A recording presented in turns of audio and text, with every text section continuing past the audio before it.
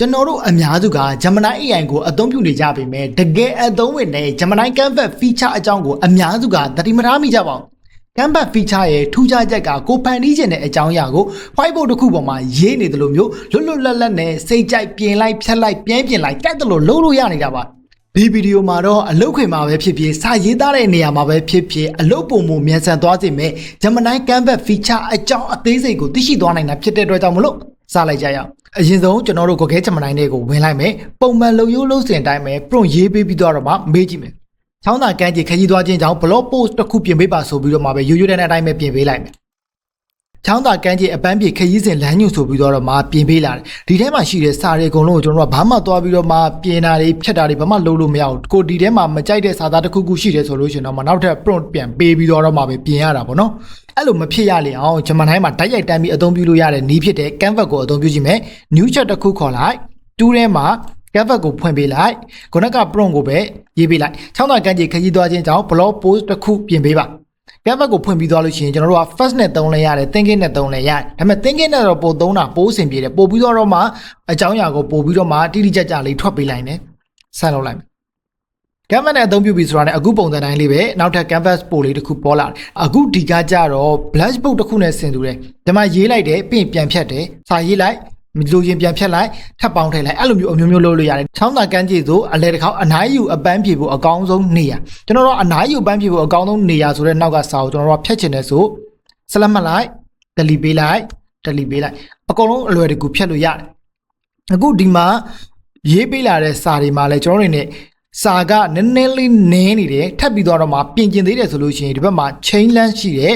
တစ်ချက်ထောက်လိုက်အဲ့ဒီမှာ chain length မှာအောက်ကိုဆွဲလိုက်မယ်ဆိုရင်နည်းနည်းပိုးရှည်သွားမယ်နောက်ဆုံးကိုဆွဲလိုက်မယ်ဆိုလို့ရှိရင် very long အရန်ရှည်သွားမယ်အရှည်လုပ်ပေးကြည့်လိုက်ချောင်းသာကန်းကြီးတို့အလဲတစ်ခေါက်အနားယူပန်းပြေဖို့အကောင်းဆုံးလမ်းညွှန်ဆိုပြီးတော့မှစာသားတွေအများကြီးပဲဖြစ်လာတယ်မူရင်းစာသားတွေအပြင်ကိုမှထပ်ပြီးတော့မှရလာတဲ့စာသားတွေကအများကြီးပဲဒါဆိုလို့ရှိရင်ကျွန်တော်တို့ခုနကဒီ Canvas မှာပဲသူ့အနေနဲ့ဒီ plot post လေးနဲ့ပတ်သက်ပြီးတော့မှအချက်အလက်အသစ်တွေပုံမနှဆိုင်တဲ့ဖော်ပြချက်တွေနဲ့အကြံပြုချက်အသစ်တွေကိုထည့်ပေးပါတယ်ဆိုပြီးတော့မှပေးလာတယ်ကို့အနေနဲ့စာသားများများလိုချင်တာဒါမှမဟုတ်စာသားနည်းနည်းပဲလိုချင်တာနည်းနည်းလိုချင်တာဆိုပြီးတော့မှကြိုက်တဲ့နီလန်းနဲ့အသုံးချလို့ရတယ်ဒီလိုတွေမဟုတ်သေးဘူး तू ကနောက်တစ်မျိုးအသုံးချလို့ရတာကြတော့ chain တုံးအခုဆိုဒီမှာပုံလေးတွေနဲ့သွားထားတယ်အဲ့ဒီမှာကျွန်တော်တို့ကအောက်ကိုသွားမယ်ဆိုလို့ရှိရင်ဒါ formal ဆန်ဆန်ပို့ပြီးတော့မှဒါ DDGG ပုံစံမျိုးနဲ့သွားတယ်ကျွန်တော်လုံးဝကို very formal style သွားလိုက်မယ်ပို့ပြီးတော့မှတိတိကျကျနဲ့ကိုသူ့အနေနဲ့ဒါ formal ပေါ့နော်ကျွန်တော်တို့ရုံးသုံးပုံစံမျိုးတိတိကျကျနဲ့ဒါစနစ်တကျရေးပေးတဲ့ပုံစံမျိုးအနေနဲ့ကိုရေးပေးလာတာဖြစ်တယ်ကျွန်တော်တို့အနေနဲ့ပုံမှန် style casual style ပုံစံမျိုးလောလောလတ်ပေါ့ပေါ့ရေးပေးတာမျိုးမဟုတ်ဘဲနဲ့စနစ်တကျရေးပေးတာမျိုးတွေ့ရဒီနေရာကကြတော့ဘယ်အချိန်မှအသုံးပြုလဲဆိုကျွန်တော်တို့တချို့အနေနဲ့ရုံးစာရေးတာမျိုးတချို့ဥမာခွင့်တောင်းတဲ့ကိစ္စမျိုးတွေတခြား Gmail နဲ့ပတ်သက်ပြီးတော့ရေးတဲ့ကိစ္စမျိုးတွေဆိုလို့ကျွန်တော်တို့ပုံမှန် casual style နဲ့သွားရေးလို့မရအောင်ရုံးနဲ့ပတ်သက်ပြီးတော့မှစနစ်တကျရေးရမယ့်အခြေအနေမျိုးတွေမှာဆိုလို့ကျွန်တော် chain တုံးမှာကိုကြိုက်တာရေးပေးလို့ရတယ်အခုဆိုလို့ရှိရင်တော့တတိချာချာလေးနဲ့စနစ်တကျ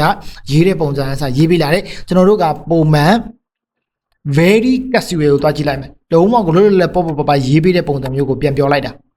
โอเคဒါဆိုလို့ရှိရင်တော့ချောင်းသာကန်းကြီးကိုတွားကြမယ်ဟေးအပန်းပြေဖို့အလန်းဆုံးပဲဆိုပြီးတော့မှလွတ်လွတ်လပ်လပ်ပေါ့ပေါ့ပါရေးပေးတဲ့ပုံစံမျိုးကိုပြောင်းသွားတာပဲတွေ့ရတယ်ဒါကကြတော့ကျွန်တော်တို့အနေနဲ့အကြောင်းအရာတစ်ခုခုကိုကျွန်တော်တို့မေးလိုက်တယ်ဒါမှမဟုတ်တငယ်ချင်းတွေနဲ့ share ပြီးတော့မှအသုံးပြုတယ်ဆိုလို့ရှိရင်လွတ်လွတ်လပ်ပေါ့ပေါ့ပါအနေနဲ့ဒီထဲမှာတိုက်ရိုက်အသုံးပြုလို့ရတာပဲဖြစ်ပါကိုလိုချင်တဲ့အကြောင်းအရာတစ်ခုခုကိုဒါရေးပေးလိုက်တာအဲ့ဒီမှာမဟုတ်ဘူး तू ကနောက်ထပ်ပြီးတော့မှဒီထဲမှာရောက်လာတဲ့စာသားတွေကို तू အများကြီးပြင်လို့ရသေးတယ် suggest edit ဒီထဲမှာဘယ်လိုမျိုးပြင်သင့်လဲဆိုပြီးတော့မှဒီ Gemini ကိုပဲပြန်ပြီးတော့အဖြစ်တောင်းတာဒါကကြတော့ဘာမှအသုံးပြရလဲဆိုတော့ကျွန်တော်အနေနဲ့ဒီ Canvas မှာပေးလာတဲ့အဖြစ်ကိုပြင်ချင်တယ်လို့ပြင်လိုက်တယ်ကိုအနေနဲ့စိတ်ကြိုက်ပြင်ပြီးသွားပြီကိုလည်းဒီအကြောင်းအရာနဲ့ပတ်သက်ပြီးတော့မှသဘောကျတယ်ဒါပေမဲ့အဲ့ဒီအပြင်ကိုမှထပ်ပြီးတော့မှဘယ်လိုပိုကောင်းအောင်လုပ်လို့ရမလဲဘယ်လိုမျိုးပိုပြီးပြည့်စုံအောင်လုပ်လို့ရမလဲဆိုတဲ့နေရာဒီမှာတော့ suggest edit ကိုအသုံးပြုတယ်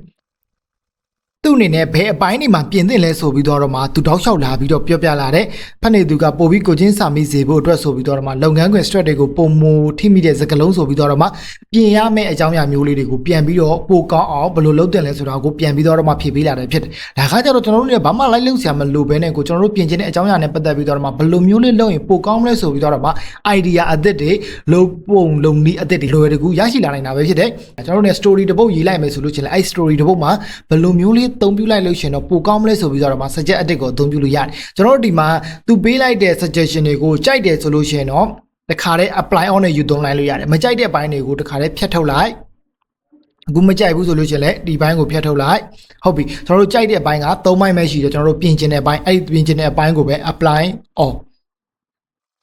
ပြင်ရမယ့်ဘိုင်းတွေအကုန်လုံးကိုစနစ်တကျပြင်သွားတာပဲဖြစ်ပါတယ်အဲ့တော့ကြောင့်မလို့ကျွန်တော်တို့မိတ်ဆွေတွေဒါ story board တစ်ခုခုလုပ်မယ်ဆိုလို့ရှိရင်လည်းအခုလိုမျိုးပဲဒီ canvas ကနေပြီးတော့တွားလုပ်ခြင်းအပြင်ကျွန်တော်တို့ပြင်ကျင်တဲ့ကိစ္စအကြောင်းအရာတွေအကုန်လုံးကိုပြင်လို့ရတယ်โอเคကျွန်တော်တို့အနေနဲ့ထပ်ပြီးတော့မှကဲချောင်းသာဘက်ခဏလောက်ပြေးကြရအောင်โอเคအဲ့စာတော့မကြိုက်ဘူးဆိုလို့ရှိရင်လည်းချောင်းသာဘက်ခဏလောက်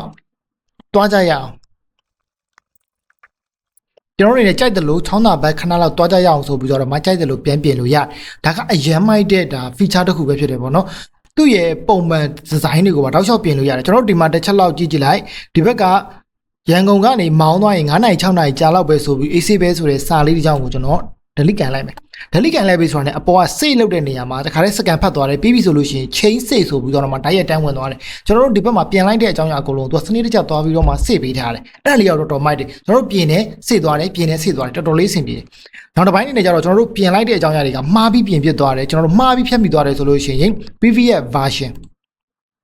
โอเคကျွန်တော်တို့ခုနကပြင်ခဲ့တဲ့စာတွေအကုန်လုံးကိုရန်ကုန်ကနေမောင်းသွားမဲ့9နိုင်6နိုင်ဆိုတာတခါလေးတန်းရသွားတယ်ဒီမှာကတော်တော်လေးအဆင်ပြေတယ်ကျွန်တော်တို့အနေနဲ့ word file ဒါမှမဟုတ်လို့ရှိရင် Google Document မှာရိုက်နေတဲ့ပုံစံနဲ့အများကြီးအဆင်တူတယ်နောက်တစ်ခါထပ်ပြီးတော့ back လုပ်သွားမယ်ဘာတွေရှိလဲဆိုတာဆက်ကြည့်လိုက်ပါဦ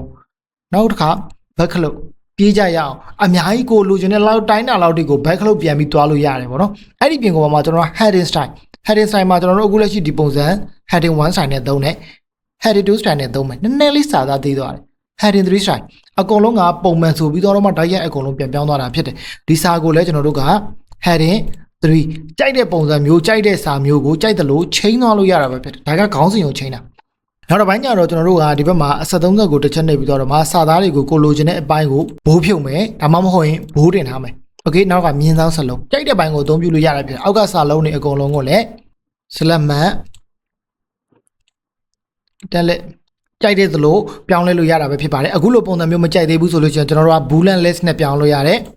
boolean list ဒါမှမဟုတ် number 1 2 3ကိုကြိုက်တဲ့ပုံစံမျိုးနဲ့အသုံးပြုလို့ရတယ်အဲ့ဒီနေရာမှာကျွန်တော်တို့ကအခုနောက်ပိုင်းဒီ canvas မှာထည့်လာတဲ့အရာ formula တွေပါရိုက်ထည့်လို့ရတယ် insert inline equation သူကအရှိမသူကဒေါ်လာဆိုင်လေးနှစ်ခုရှိတယ်အဲ့ကြားထဲမှာကျွန်တော်တို့ကရိုက်ထည့်ရမှာဥပမာကျွန်တော်တို့က formula တွေရေးထည့်မယ်ဆိုလို့ရှိရင်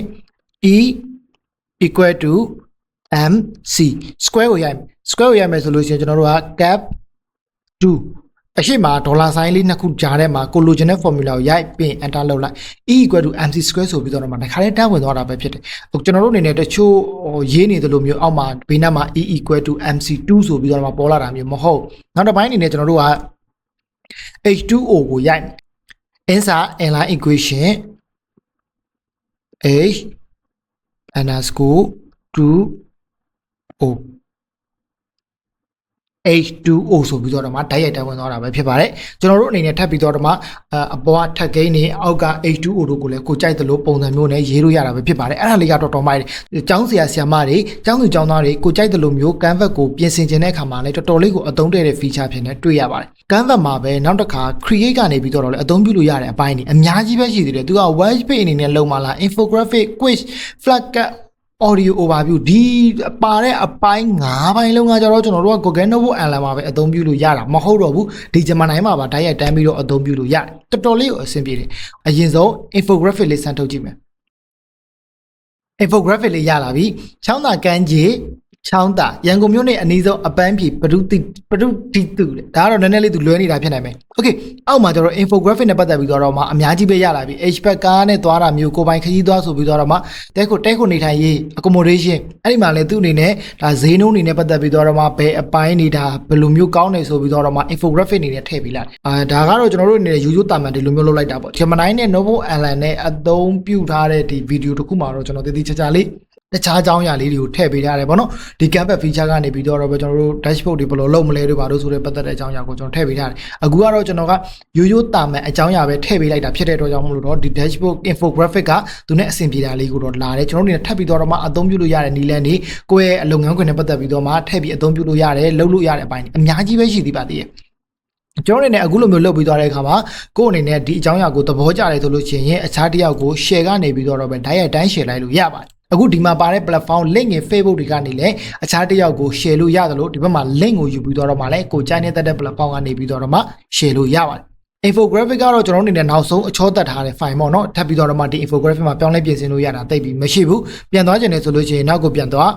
းအပေါ်ဆုံးမှာကျွန်တော်တို့လုပ်ခဲ့တဲ့ file ရှိတယ် open ပြန်နှိပ်ပေးလိုက်ကျွန်တော်တို့ခုနက file ကိုပဲပြန်ရောက်လာတာပဲဖြစ်ပါတယ်အဲ့ဒီမှာ create ကိုပြန်နှိပ်ပြီးတော့မှကိုပြောင်းလဲခြင်းတဲ့အကြောင်းအရာအကုန်လုံးကိုပြောင်းလဲလို့ရဒီရှိတဲ့စာကကြတော့ကျွန်တော်တို့အနေနဲ့တစ်ခါဖန်တီးထားခဲ့တာစာကအများကြီးဖြစ်နေတယ်ဆိုလို့ရှိရင်အဲ့ဒီထဲကနေမှကိုလိုချင်တဲ့အကြောင်းအရာကိုပဲရေးပြီးတော့မှပြန်ထုတ်ခိုင်းလို့ရတယ်အဲ့ဒါက notebook online နဲ့အများကြီးဆင်တူတယ် notebook online မှာကျွန်တော်တို့အနေနဲ့ audio file တွေလုပ်မယ်ဆိုလို့ရှိရင်လည်းဘယ်အကြောင်းအရာလေးကိုပဲဦးစားပေးပြီးတော့မှဖော်ပြပေးပါဆိုပြီးတော့မှဒီမှာရေးပေးတာနဲ့တူတယ်တို့ကလည်းဒီမှာပဲကျွန်တော်တို့အနေနဲ့လိုချင်တဲ့အကြောင်းအရာလေးကိုပဲဥမာဒီစာအများကြီးတဲ့ကနေပဲဘယ်အကြောင်းအရာကိုဦးစားပေးပြီး focus ထားပြီးလုပ်ပေးပါဆိုပြီးတော့မှရေးပြီးတော့မှလည်းပြန်ပြီးလုပ်လိုက်လို့ရတယ်ကျွန်တော်ရှိရတော့ကိုစာနင်းနေလို့လုပ်လို့တော့မပြတော့ဘူးเนาะနောက်တစ်ချက်အနေနဲ့ကျွန်တော်တို့က audio overview လည်းဒီ Gemini ကနေပဲတိုက်ရိုက် download လို့ရနိုင်နေပြီပဲဖြစ်ပါတယ်